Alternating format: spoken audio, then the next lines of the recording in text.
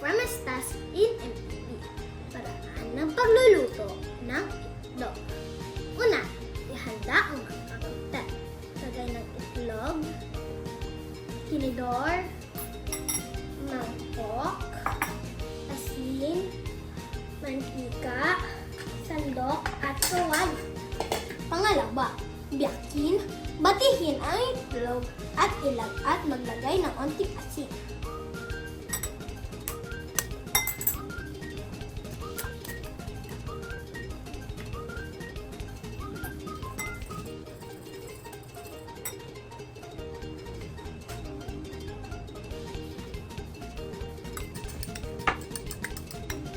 Sunod, isalang ang kawali at painitin.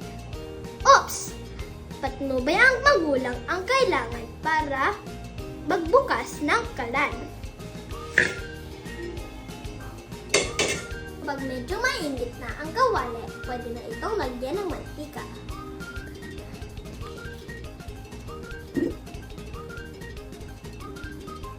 At hintayin ito maiinit. Kapag mainit na ang mantika, pwede nang ilagay ang itlog.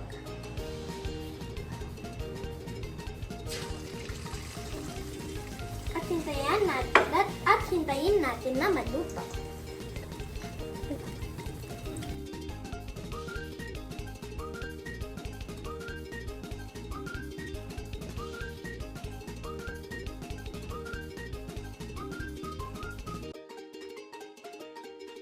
Ito na po, luto na po ang ating itlog. So, ilagay na natin sa plato at pwede nang kainin.